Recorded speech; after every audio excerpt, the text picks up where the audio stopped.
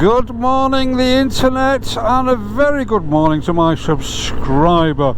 You're looking exceedingly well today, and I've just left my guest house, city centre garden camping, I think it was called.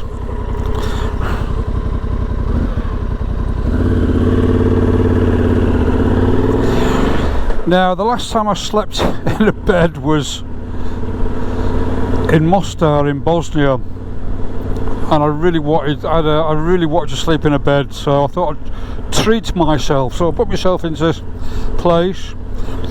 It's called City Centre Garden Camping because there's lots of garden there.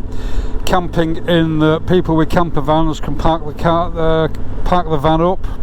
They had some parking slots, about 5 or 6 camping slots, but they also had lots of chalets and rooms you could rent. So I booked myself a room en suite with a little area to cook, and that was €104 for 3 nights, and it's about 2 kilometres from the city centre. So I've had a couple of good days actually in Tallinn. What a great city. It really is. It's a big city, and you've got,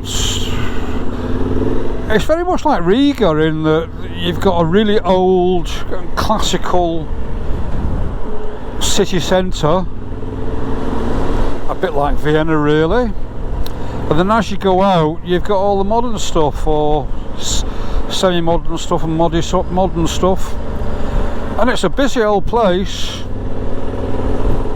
very busy.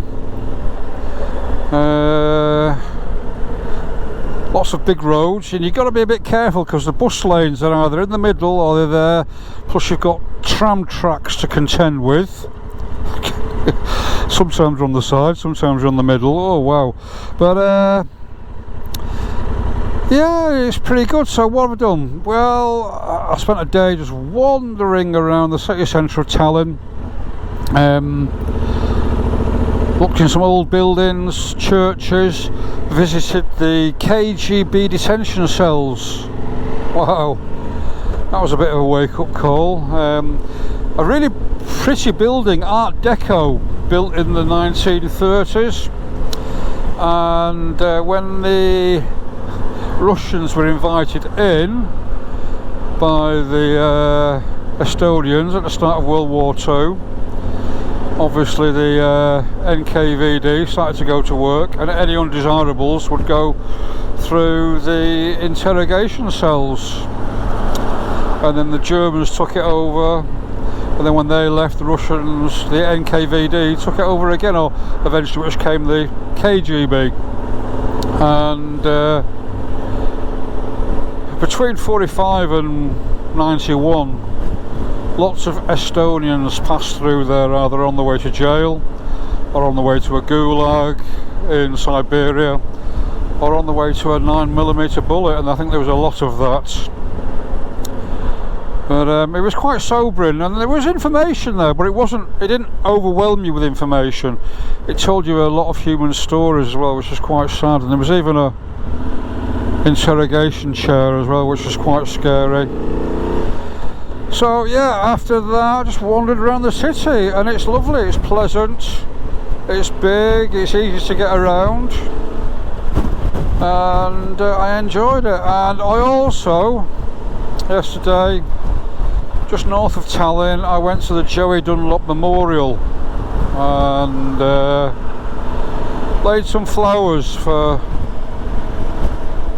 someone called Lisa back in Scotland, who was a friend of Joey Dunlop. So that was, well, moving really. It was moving, and Joey Dunlop was an absolute superstar when it came to road racing. And hello the internet, and at the moment I'm in Estonia. I'm at a place called Tallinn, which is a big city to the very north of Estonia, and the reason I'm here is back in Scotland There's a bunch of bikers called Fife Bikers, and through Fife Bikers I come into contact with Lisa. Now Lisa used to race motorbikes, proper racer, and several years ago she had a big accident and she nearly lost her legs, but she managed to keep her legs. She managed to learn to walk again, and she also learned to ride a bike again, though this time it was for pleasure and not for racing. So she knew I was coming to Estonia, asked if I was coming to Tallinn, so I said yes. So she says, would you do me a big favour and would you visit the Joey Dunlop Memorial? And I said, no, not a problem, and that's where I am. And this is the Joey Dunlop Memorial, and just behind me there we've got the busy road with the trees, and we've got this little memorial to Joey. Now, for those of you who don't know, Joey Dunlop was a king amongst men when it came to road racing, and during his career he raced in the TT 102 times, got 41 podiums, and was it 42 podiums and 26 wins. 26 wins. The man was the legend when it came to road racing. And back in July of 2000, Joey was over in Estonia, and there was a road race through this forest, and he'd already won the 750 and he'd already won the 600cc race, but he decided he'd have a go at the 125 because the 125 was one of his particular fortes.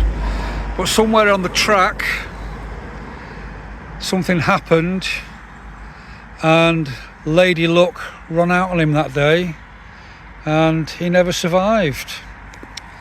So just north of Tallinn, where I am now, there's this memorial for Joey Dunlop.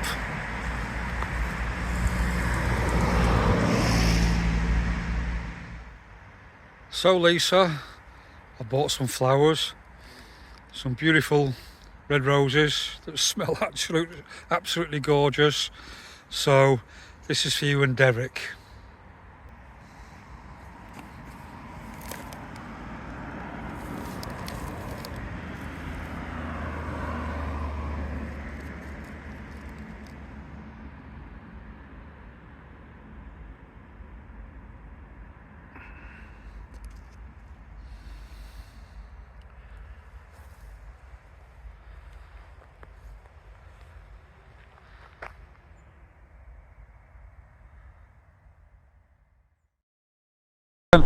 It's weird, it's such a peaceful city, and just wandering around the streets it's really nice, it's chilled, and also with Tallinn it's not over swamped with tourists and groups of people all marching around behind someone with an umbrella or a flag barging in everywhere. And Riga was pretty much like that as well. So, would I come back to Tallinn? Definitely, I really would. It's good. It's just chilled. It's great, you know, and all the people are so nice. All the people are so nice. So, what am I doing now? Well, today I'm catching a ferry and I'm going over to Sweden, which is the next step of my journey. Now, I was going to catch a ferry over to Helsinki and then ride around Finland for a while and then come back to Turku and get a ferry over to Sweden, but I'm running out of Schengen time, so as much as I'd like to do that, I could do it, but I would have to motivate myself, and I don't want to do that really. I just want to take me time and not have to worry about rushing. So, I mean, I could go up to Finland all the way around, but what I've decided to do, pop across over to Sweden, spend a few days in Stockholm, then head over to Norway. It's strange, the past 2 days have been really hot and really sunny, and today it's quite cool actually, and there's a little bit of a wind. Oh, Mackie D's. No, I've not had a Mackie D's since I was in Poland. I've been a good boy. But yeah, Sweden, then over to Norway, and then I'll start heading south. And oops, I think I should be in this next lane. Yeah, I should be.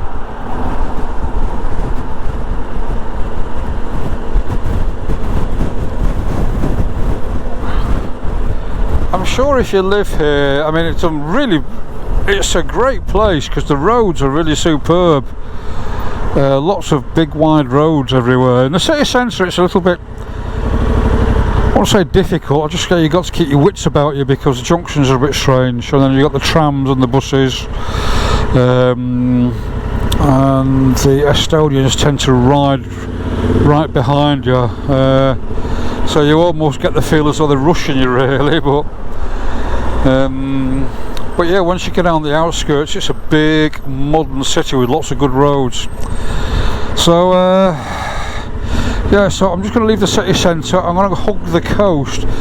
Now, I was going to get a ferry from Tallinn, but they're expensive. The one yesterday was €400, so I thought, oh, forget that. So I've gone a day later and I'm going to a place called Paldiski, which is about 45 kilometres south on the coast, and that's where I'm going to get my ferry from. So it's only 12:30 in the afternoon, so I've got about 6 hours to kill. So I'm just going to take a leisurely ride around the coast and just kill some time. But my ferry from Paldiski is doesn't leave till 10 o'clock tonight. So I think the earliest you can board is about 7 PM, so just going to kill some time. Just wish it was a bit warmer. It's that sort of temperature which is maybe a little too warm for the inner and a little bit too cold without it. You just start that in between temperature. It's okay, but there's lots of blue sky ahead, so I'm quite optimistic. But yeah, what a nice city Tallinn is, an absolute gem. I mean, I liked it in Latvia as well. I thought Riga was lovely, I really did. And this place is great as well, it really is. So that's me, done with this part of the world. I'll probably come back. If I don't come back next year, I'll definitely come back the year after, definitely. So on to the next. So I get on the ferry, we leave at 10 and we don't get into Stockholm. We're about 25 kilometres to the north, and I can't pronounce the name of the place, but we get in there at 7 o'clock tomorrow morning.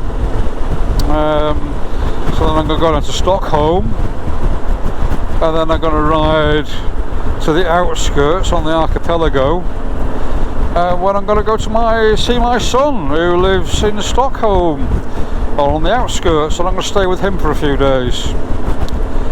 So, and hopefully tomorrow we're going to have a barbecue, fingers crossed. But right, I'm going to put some music on, and I'll speak to you soon. Bye bye.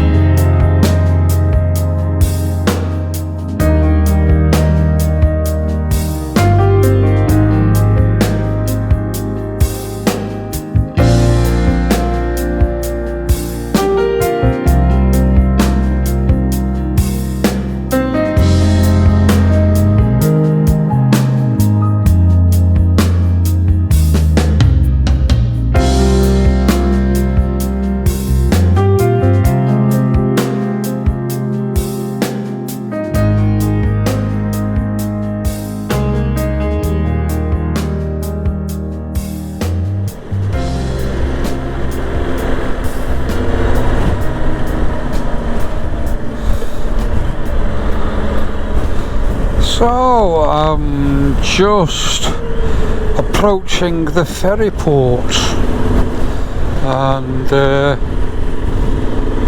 there's the ferry. And it's been a pretty cool day today. Temperature's dropped down to about 15 degrees and it's quite blustery, and looking out there it's quite lumpy, so I think the crossing over the Baltic tonight is going to be I love it when it's like that. I love that. I love it when it gets like that. I'll get a good night's kip tonight, which will be interesting. So I just stopped at a little town just on the other side of that refinery or whatever it is. Had something to eat, something to drink, killed a bit of time, and I'm just getting to the ferry. What time is it? It's 10 to 6, so I'm still a little bit early, but hopefully there'll be somewhere I can wait. There's the ferry, Tallinn. It was quite good actually, because the cost included the price of a cabin as well. Didn't have to mess around selecting different cabins and seeing which one's the cheapest. But here we go. Right, where am I going now?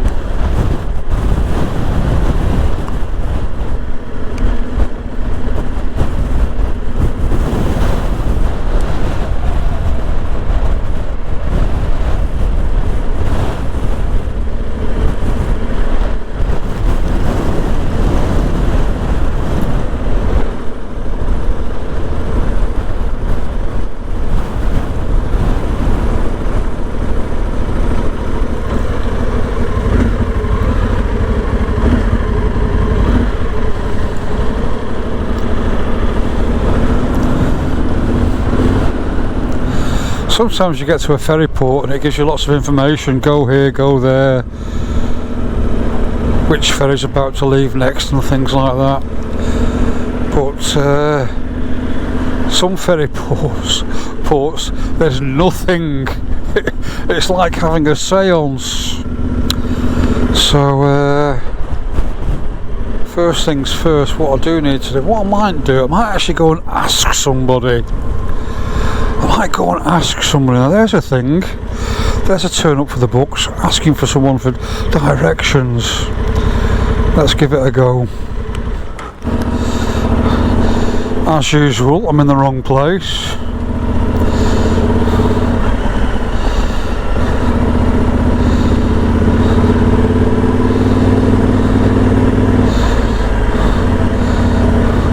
I asked him and he just grunted and pointed over here.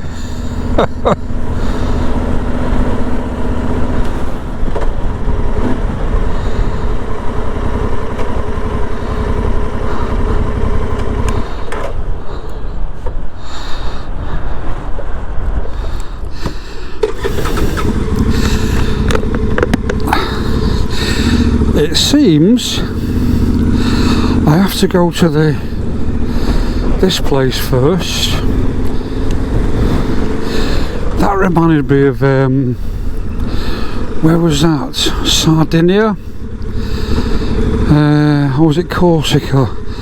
I had to go to the ferry terminal first, even though I had an e-ticket.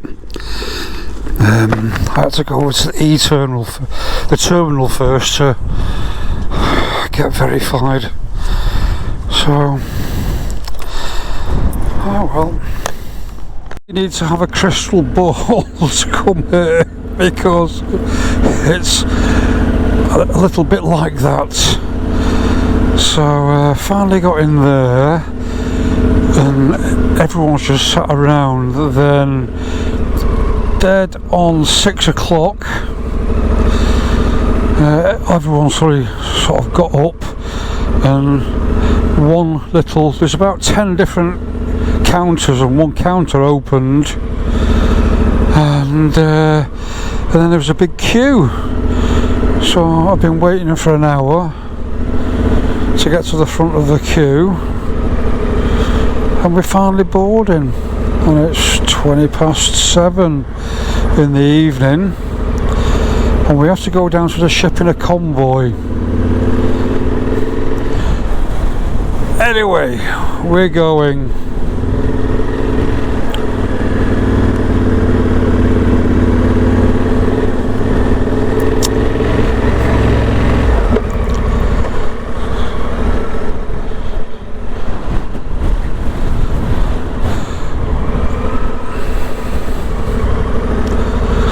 When I stopped in that town earlier on to get something to eat, I had a pizza. There was a pizza shop and I had a full pizza, so I'm okay now, because the food on these things isn't cheap.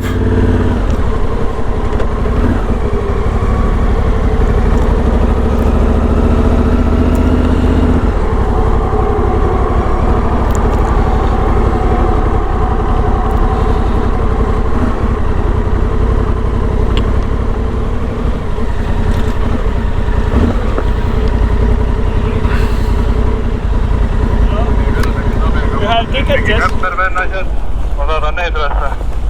Kuule, siin on nagu juba kitsavõitu neid manööverdada just siukseid suuri. Oh, very super.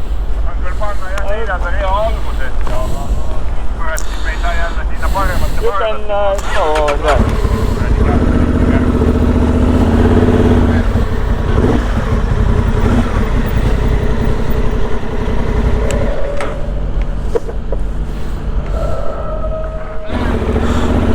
Well, thank goodness for that. It's just started raining and there's a big wind getting buffeted around there.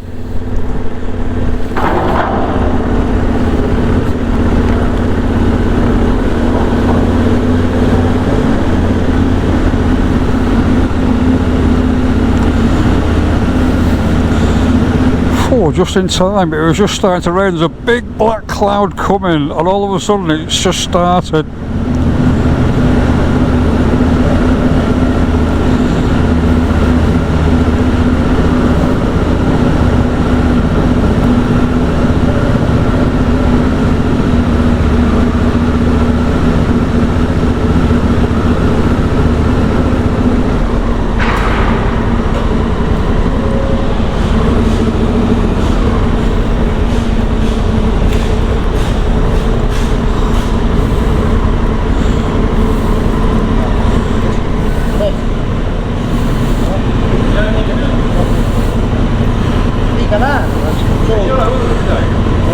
Okay, check.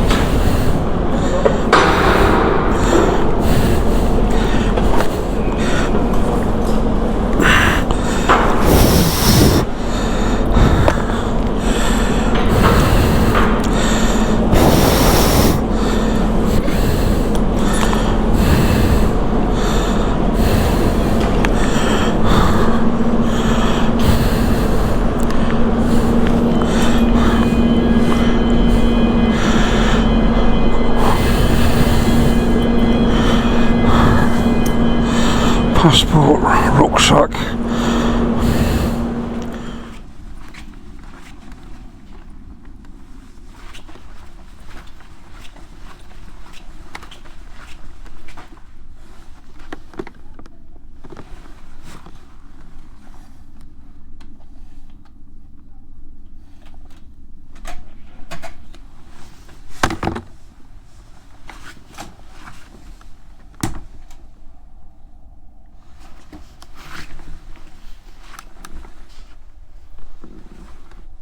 This'll do for me.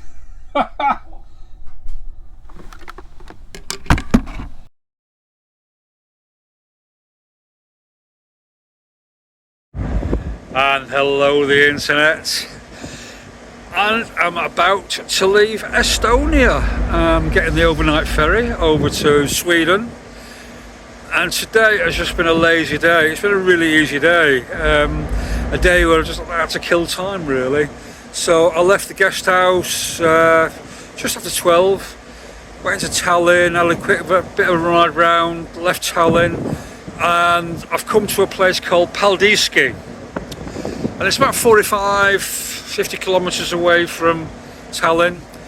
And all I've done this today, I just hugged the coast, and I've been investigating, going through villages.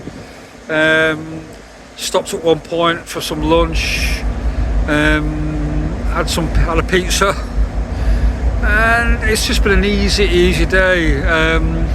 I'm so used to doing things. I almost feel guilty because I've not done much today, but so I got here. Oh, what time did I get here? I got here about 5:30. I got a full tank of fuel before I came onto the ferry because I think it'll be a bit more expensive in Sweden. Got to the terminal, and it's strange because I'm so used to having an e-ticket that you just go to the barrier and they scan you through, where this was a little bit old-fashioned really. You had to go to the reception building, and the kiosks opened up. Well, the kiosk, there was about 10 different kiosks, only one opened. That opened at 6, and there was a mad queue, mad dash then to get there. So it took about an hour to get to the front of the queue. I got my ticket, my boarding pass and my cabin key. Got out to the bike and I just joined the queue to join the ferry, and it was easy. Got here, it just started to rain, and fortunately they let me on. So I'm the only motorcycle on the ferry, which is strange. I've lost count. I've been on quite a few ferries where I'm the only motorcycle. I find it a bit lonely, but there we go. So yeah, I'm on the overnight ferry tomorrow. We get into Sweden about 7 o'clock in the morning, so it's going to be an early start. And we get into a place. It's about 25 kilometres north of Stockholm. It begins with N and it's got lots of Y's in it. I can't pronounce it. So then I just ride down into Stockholm, and then once I get to the centre I go off then to the archipelago, and I'm going to see my son for a few days because my son lives in Stockholm, so I'm going to stay with him. So end of a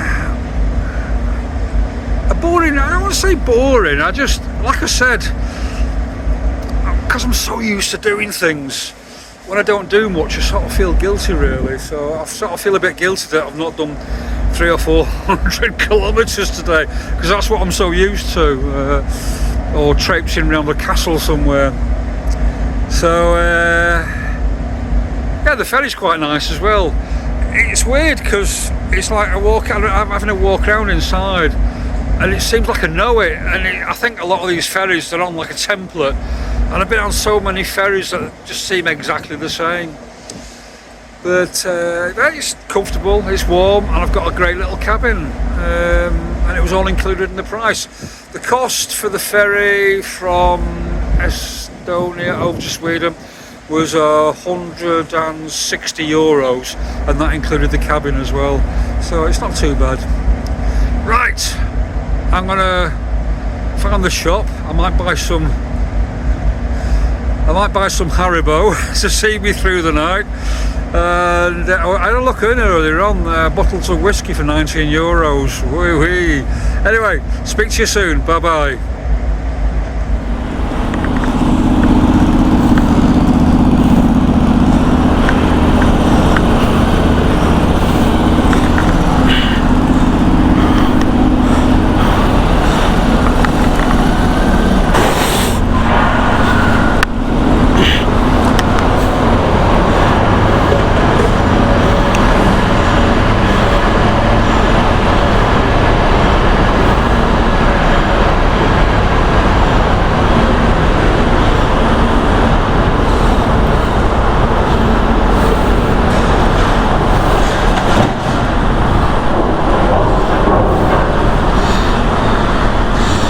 And good morning the internet, and good morning Sweden. I'm here in Sweden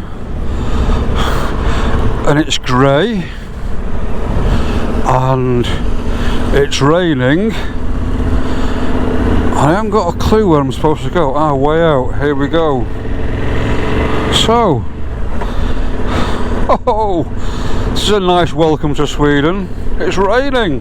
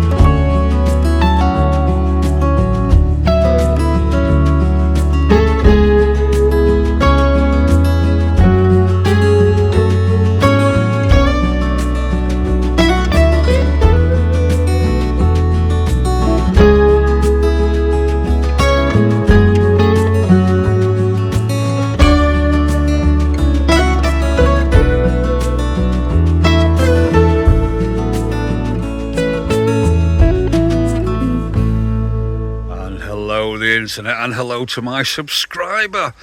And I've made it into Sweden. And yeah, the ferry over from Tallinn was pretty good. It was a little bit like that overnight, but I love it when it's like that. I really get a good night's kip, and I did have a good night's kip. So even though I set my alarm for 6 o'clock, I woke up before my alarm, so gave me time to have a shower. Went up. I wasn't going to have breakfast, and I had to wander up. I thought I'll go and see how far we are away from land, and I was determined not to have any breakfast on board because it was just to save some coins. And I thought I'll have some breakfast when I get into Sweden. But as soon as I smelt the food, I had to go and get some breakfast. So it was €21, but it was an all-you-can-eat breakfast, so you could do all sorts. So I had a plate full of scrambled eggs, beans, a pile of bacon and some sausages and some bread. But yeah, we got in at about 7 o'clock in the morning, and I've done it a couple of times. I went down to the car deck and I couldn't find my bike, and I thought I'm on the wrong deck because there was an upper and a lower deck. So I went up to the upper deck and I wandered around, and I still couldn't see my bike. So I went down to the lower deck again and I found my bike, and it was not far where I was looking in the first instance. So strange. And I started panicking then, thinking, oh, because I was parked right just before a truck, and I thought the truck may want to get off, but we had plenty of time. So got off the ferry about 7:15. Bit of a shock to the nervous system because it was 12 degrees and it was raining. So just outside the ferry port, and I was panicking when I come off the ferry because I couldn't remember where my passport was, which pocket it was in, but there was no control as such. You just went straight through. So I stopped outside the port, got my waterproofs on, and headed into Stockholm. And it was about an hour into Stockholm. I got into Stockholm a little bit after 8. Now I'm going to stay at my son's for a few days because he lives here in Stockholm. I was going to stay here for a few days, and it was early, and I didn't want to go around too early in case we're still in bed. So I had a ride around Stockholm. It was absolutely like a ghost town, which was great because if you leave a little bit later, you get thousands and millions of tourists everywhere. So I had a ride around Stockholm, stopped for a while, just contemplated the world, and then headed over to my son's. My son lives about 25k outside Stockholm. Got here sort of mid-morning, and that was it. But so at the moment, what am I doing at the moment? Well, at the moment, I'm doing a few jobs. I've got my front wheel off because I've had a slow puncture since Turkey, and I kept meaning to have a look at it and fix it. It was only every other day I'd have to pump it up again. I'd lose a bar or so, 1 bar or something, about 1 bar I'd lose. So I've come here and I've got a bit of time on my hands, so I thought I'd get the front wheel off, take the inner tube out, and fix this slow puncture. Now, one thing I discovered with the Transhelp is there's a lot of weight at the front. And I didn't realise it was that much weight because once I got the wheel off, I went over to get something and I looked round, I heard this noise and looked round, and the bike was on its nose. And so what I've had to do is I've had to put a big rock on the back. Now I'm actually, it's actually on a bit of a incline, so there was no reason for it to tilt forward, but looking at the engine is quite at the front, and so yeah, it was strange. I just went to go and get another spanner and I heard this noise and looked round and it's on its nose. It's, anyway, but yeah, I've got the tyre off, and I just stopped for a cup of tea. I'm gonna have a little break, and while I'm waiting for the water to boil, I thought I'd make this video. But Sweden is lovely, absolutely beautiful, and it's so quiet. It's beautiful. There's just no traffic nearby or anything. I'm loving this. I really could get into this lifestyle. I really could. Far from the maddening crowd, as they say. Anyway, that's me. I'm going to have my cup of tea now, and then I'm going to get that wheel, get the inner tube out and fix the puncture if I can find it. I've got a spare inner tube anyway, so if I can't find the puncture, I'll get the spare inner tube on. So, thanks for watching, and I'll speak to you soon. Bye-bye. And hello, the internet. So I'm here, just on the outskirts of Stockholm, and not far from where my son lives actually. And I'm just having a new rear tyre fitted. I got to Stockholm, and my tyre was looking a bit threadbare. So I thought I better change it because I've got a few more miles to do. So I sent off emails to a few motorcycle shops in Stockholm, and only one replied, and he wanted, for another Trail Max raid, he wanted about £375, which was what's that, about 4,200 crowns. And I thought I'll shop around, and I found this guy, and he's a tyre fitter, and I went into his warehouse. He had all sorts of tyres, and he just happened to have a Dunlop Trail Max Mission. Fantastic. So he's charging me 2,500 crowns, which is about just under £200. That's including the new tyre and fitting it and balancing. So fantastic. That tyre I changed in the middle of June when I was in Greece, and since then I've done about a little over 11,000 kilometres, 6,900 miles. So it's done quite well. It's done pretty good, to be honest. I still reckon I've got about 1,000 left on there. So I reckon it was good for about 8,000 miles, and it's had a hard life, to be honest. Lots of luggage, and I've been doing a little bit of off-road as well. So, and I'm not, my right hand tends to slip now and again, so I'm pretty impressed with it. So about 8,000 miles out of that, I'm pretty good. So yeah, I'm in this, just in the outskirts of Stockholm. I've got a few more miles to do. Who knows where I'll end up next, but at least I've got a new rear tyre on. It's just been, I mean, I'm kicking myself really. When I was in Estonia, I should have arranged to get a new tyre put on in Estonia, but I forgot. And when I was on the ferry coming over to Sweden, I thought I should have got a tyre organised. So as soon as I got here, that's one of the first things I did. But it just took me a few minutes to take the wheel off, and he's fitting it and balancing it, and that'll be me on my merry way, and good for another 7,000 or 8,000 miles. So here I am, middle of Sweden, putting a new tyre on. Yeehaw! And I've got my new tyre.